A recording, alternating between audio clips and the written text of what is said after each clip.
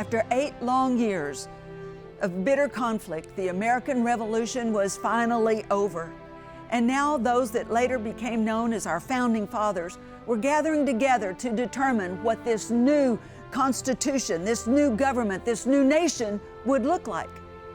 After weeks of bitter contention, struggling, striving over the smallest of details to the most important of decisions, a very wise Ben Franklin stood amongst them, and this is what he said. Mr. President, the small progress we have made after 4 or 5 weeks' close attendance and continual reasonings with each other, our different sentiments on almost every question, several of the last producing as many no's as ayes, is methinks a sad proof of the imperfection of the human understanding. We indeed seem to feel our own want of political wisdom, since we have been running about in search of it. We've gone back to ancient history for models of government. We've examined the different forms of those republics which have been formed with the seeds of their own downfall, now no longer exist. And we have viewed modern states all around Europe, but we find none of their constitutions suitable to our circumstances. In this situation of this assembly, groping as it were in the dark to find political truth, and scarce able to distinguish it when presented to us, how has it happened, sir, that we have not before now even once thought of humbly applying to the Father of lights to illuminate our understanding? In the beginning of the contest with Great Britain, when we were fully aware of the danger, we had daily prayer in this room for the divine protection. Our prayers, sir, were heard, and they were graciously answered. All of us who were engaged in the struggle must have observed frequent instances of a superintending providence in our favor. To that providence we owe this happy opportunity of meeting in peace on the matter of establishing a happy future for our nation. And have we now forgotten that powerful friend? Or do we imagine that we no longer need his assistance? I have lived, sir, a long time.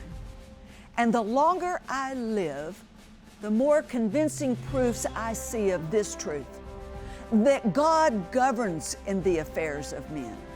And if a sparrow cannot fall to the ground without his notice, is it probable that an empire can rise without his aid?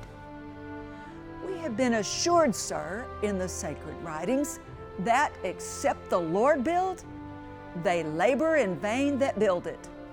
I firmly believe this.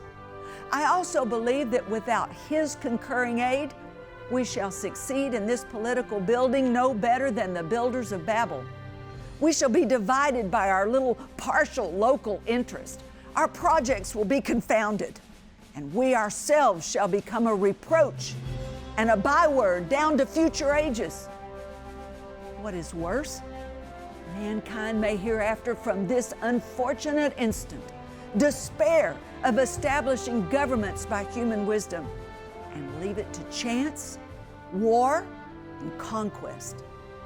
I therefore beg leave to move that henceforth prayers imploring the assistance of heaven and its blessings on our deliberations, they be held in this assembly every morning before we proceed to business, and that one or more of the clergy of this city be requested to officiate in that service.